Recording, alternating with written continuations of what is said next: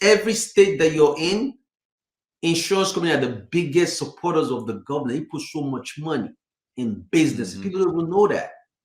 Mm-hmm. And insurance companies, I mean, I realized quickly, even banks put money in insurance. Right. And banks will loan you money to buy life insurance before they'll loan you money to buy their own stock. So even the banks will never even loan you money to put money in the stock market. You know, wow. So if they're not loaning you money to put money in the stock market, everybody's telling you to put money in, that should tell you something. Little toughness. Got challenges that you're gonna run across. Welcome to another episode of Elite Psyche. And some people can't do that. So I started researching wealthy people, which is why I wrote my book, Creating Generational Wealth. Because I hear everybody talk about generational wealth, you know. So I wrote the book, Creating Generational Wealth, because I wanted people to see that it's not just starting a business. It's not just working hard. It's not just buying real estate. There's things you have to put in place to allow you to do those things. Right. You know, so while I was doing the research, I started seeing that wealthy people want to protect their money. So they pack money in life insurance. And life insurance has been around since the 1800s. The US insurance companies have more money than all the world banks combined. Right. And they got the largest buildings downtown. They have everything. Yeah. Everything, bro. And they finance mortgages. They give money to business. They do so much. They support every state that you're in. Insurance companies are the biggest supporters of the government. They put so much money in business. People don't even know that. And insurance companies, I mean, I realized quickly, even banks put money in insurance. Right. And banks will loan you money to buy life insurance before they'll loan you money to buy their own stock. So even the banks will never even loan you money to put money in the stock market. You know. Wow. So if they're not loaning you money to put money in the stock market, everybody's telling you to put money in, that should tell you something. Yeah. You can't go to the bank and say, loan me money to invest in Apple stock. Apple is good company. Bank will say, get out. Even their own stock, they don't even loan you money to put money in their own Bank of America stock. Go to Bank of America and say, hey, loan me 5,000 so I could buy Bank of America stock. They say, get out of here. But they'll do it for insurance if you want to put some money for insurance once you hit a certain level of wealth. Right. You know, so we have, so I have different levels of clients. So certain clients, because insurance, when you relate it back to real estate, insurance is to protect your human life value. Just like when I buy a house, for example, this house that I bought, right? This mansion was like 1.4 million. But the banks weren't going to insure it for 1.4 million. The bank, because again, it's an older house. It was built in 1993. You know, cheap, 500,000. The guy built it from scratch, but he did all the work. I didn't have to do anything. I just have to move in and fix some stuff. Right.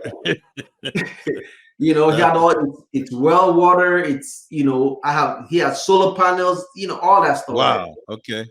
So I don't pay for water. Right. So I could, my children, because, when you're living in this guy, you count all the, when you hear water drippings, you count it like, what the? Yeah. Hey, somebody flushed the toilet.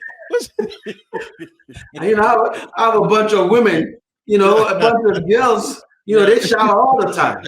Yeah. Where that water running? Where you hear the water? So does a person get insurance on themselves or somebody else? Oh yeah. The human life value. So the house, the bank said, okay, you need insurance. That's the homeowner's insurance you buy. For the rebuild of the house if it burns down. Okay. It's cost to rebuild. So the cost to rebuild this house is not 1.4 million. That's just what the bank is asking for to buy the house. But that's not what to rebuild it. Right. To rebuild it, they're saying $3 million. Oh, wow. So I have to now go find insurance for $3 million, which means your premium, because they add everything to your mortgage. Yeah. Like, what? So the question to you as a human, if you're making $100,000 a year, what is your cost to rebuild if you burn down and die? You got to get the value, either 10 times your income, which is 10 years of payment. That's $1 million. Or 20 years. That's $2 million. Now, if you want to take it a step further and you say, man, I want more, then you could do 30 years, 40 years. But now we're looking at a huge amount of money, right? So for like example, some football player, I have a number of, football players, that work with me. And one guy, we put a $40 million of life insurance on his life because of his net worth. He's worth $40 million. Oh, okay. The premium on that is $1 million a year. $1 million a year. I don't care if he makes like $5 million.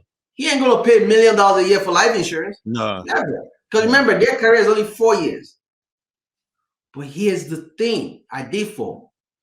I was able to go to a bank that said, we'll loan him the $1 million for the next 10 years.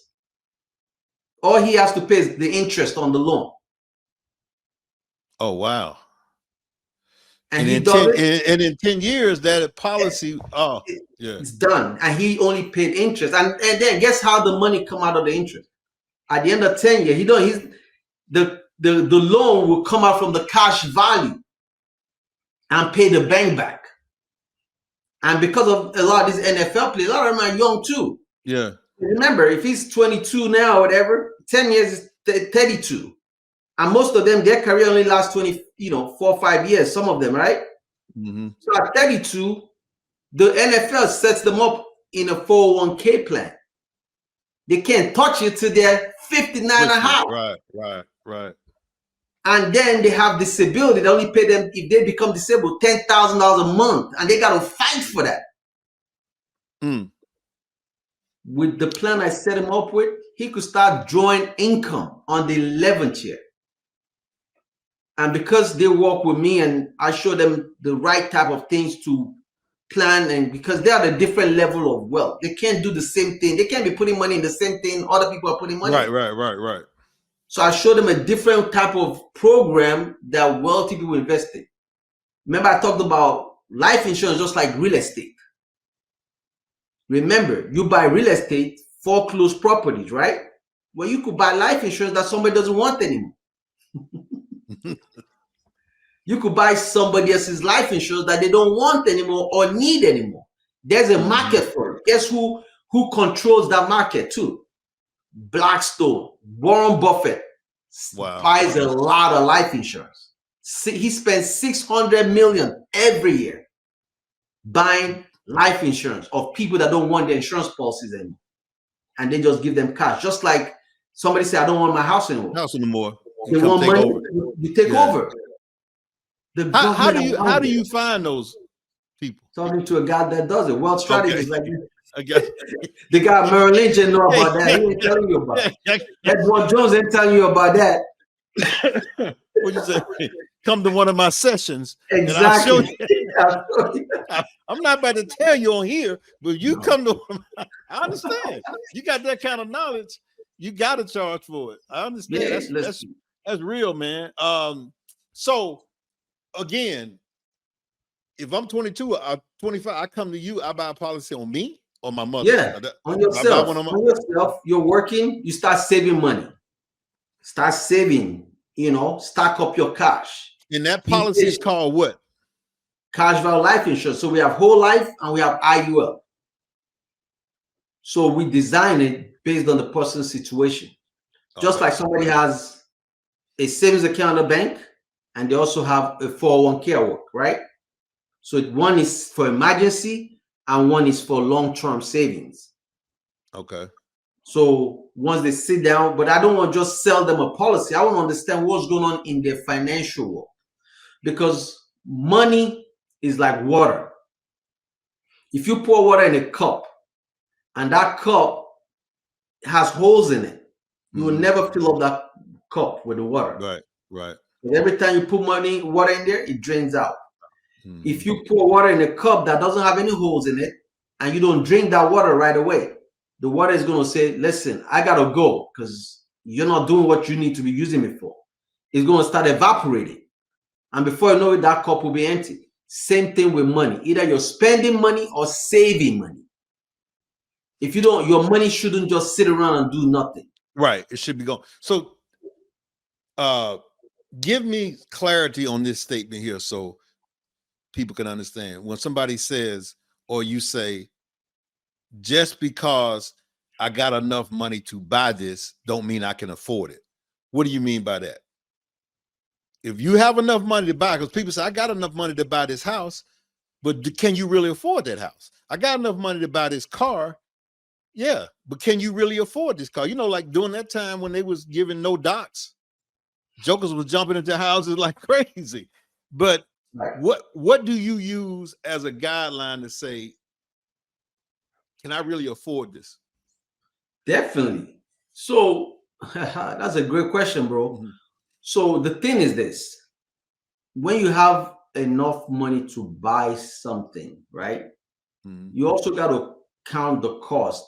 You know, it's not just how much, you know, how you pay for it, it's how you're doing it. You know, what you pay for is how you're paying for it. Mm-hmm. So when I had the money, you know, so first off, I finance. So I've always had money to buy a big house, right? Mm-hmm. But I also think about the maintenance of the big house. You know, like this house, I sit on 8 acres of land. Mm-hmm. I don't know how to run a lawnmower or nothing. So I say to myself, well, if I'm going to buy a house like this, I need somebody doing all the work. I don't want to do the work. Somebody I pay money to let them do it. So I have money to be able to pay somebody to take care of the house, to deal with all the stuff that has to do with this house. I pay him to, that's his headache, not my headache. He deals with it. Don't call me when we don't have propane. I don't need to know about it. I just need to know the propane is running, how much I pay that every month is running. The guy handles everything. Mm-hmm. See, I can afford that to do that. Right. I don't have to worry about my monthly mortgage payment because I know I can pay it every month. It's not stressful. A lot of people make financial mistake. They overextend themselves.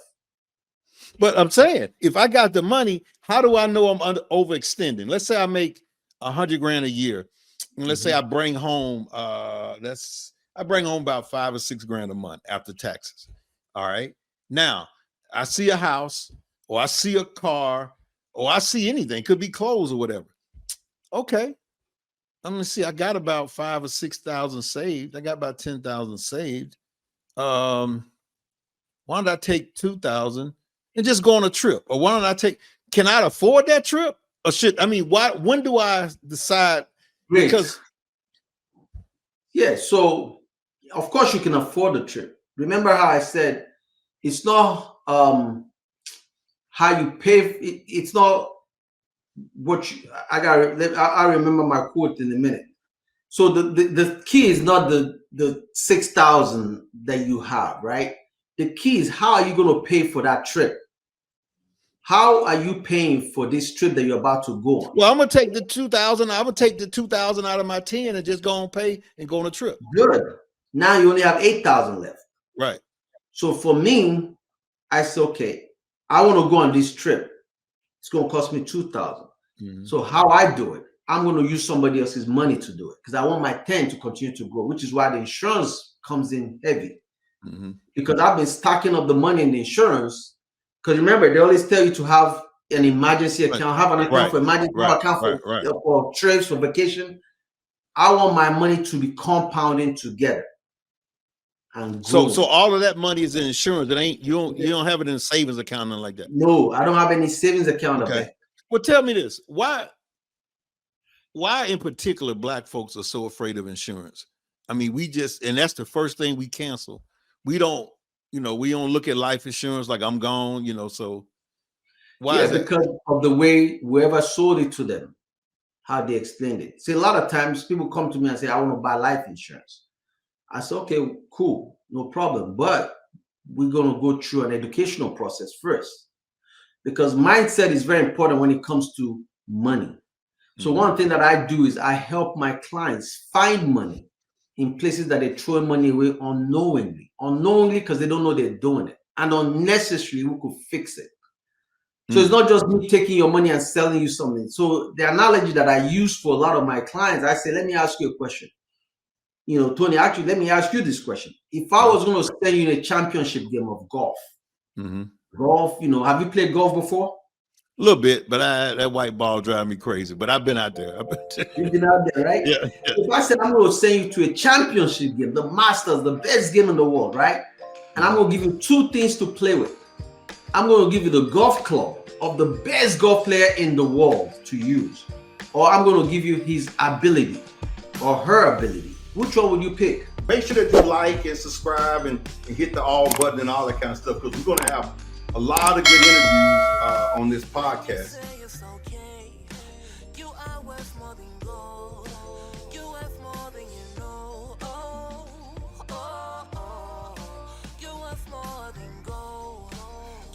More than